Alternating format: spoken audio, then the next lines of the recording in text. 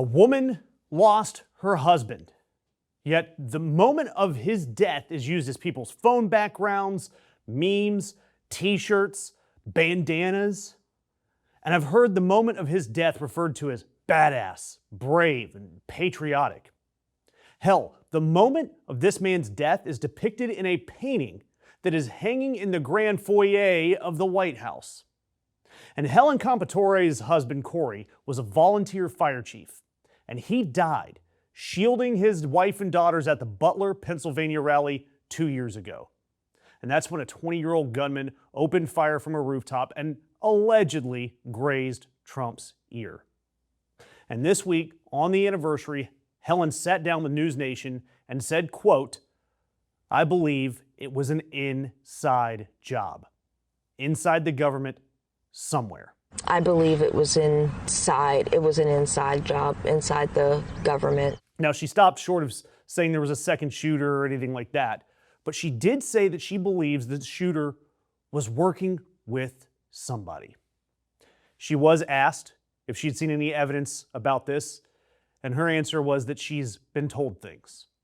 She didn't specify what, but she did have a message for Donald Trump directly, and this, it gets to me. She said, quote, "Don't forget us, and remember what we went through that day. We're still here. We need answers." So if you had a message for President Trump, what would it be?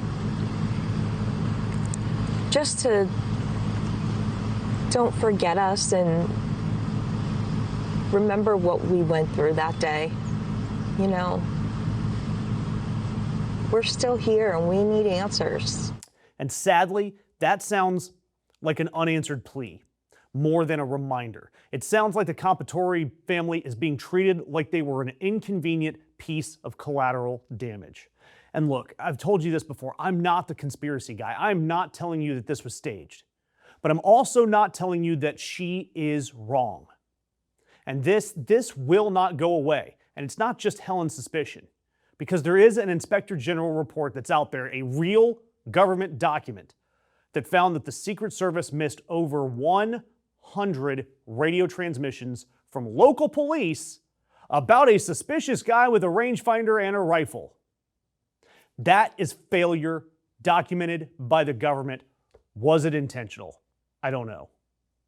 And look, Butler's not the only incident we've seen. Look through this list. Ryan Ruth at the golf course, Coachella arrest 3 weeks before the election, Asif Merchant, Farhid Shakiri, Carlisle Rivera, Jonathan Lodehold, the Wisconsin threat letter that turned out to be forged by another man entirely to get the other guy deported, the weapon incident down at Trump National, Austin Tucker Martin, the National Mall in May, the White House shooting weeks after that weird plot at the UFC Freedom 250 thing, and then now the latest Iranian intelligence. And look, some of those, they're real. They're real charges, real cases.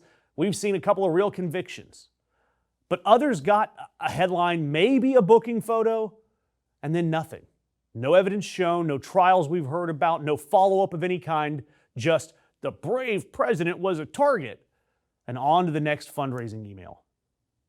And I got to ask you, do you remember hearing about any of these being resolved?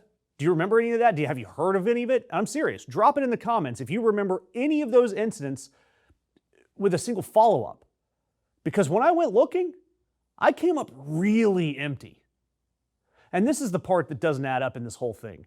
Donald Trump is a man who's never once in his life left a grievance unposted. Escalators. He went on about escalators for months. Magazine covers. He's still on about windmills. Talked about in all caps, 300 words at 2 a.m. But on the people who allegedly tried to end him, radio silence. Every single time.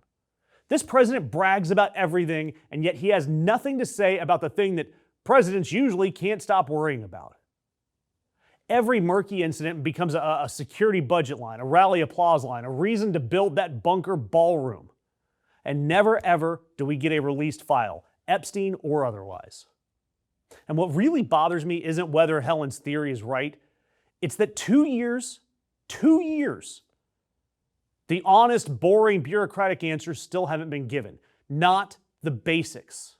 That's not a Helen Compratore problem. That's a nobody in charge will tell us what happened problem.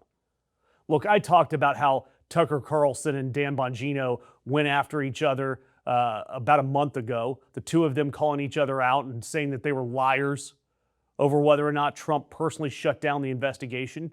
You can watch that video. I covered in May that polls showed a quarter of the country thought the whole thing was staged. And every single time stuff like that erupts, the follow-up from the administration is silence. Maybe you get a ballroom fundraising pitch, but typically it's silence. And again, I'm not saying the government did this. I am saying that the government has had 2 years, unlimited resources, and zero urgency about closing the loop for this family or for this country. And we have got nothing. And that's why I'm going to ask you to subscribe, because we are going to keep coming back to this every time a new piece of evidence falls out of the files, because somebody has to keep covering it. And clearly, it's not the people who owe this family the answers.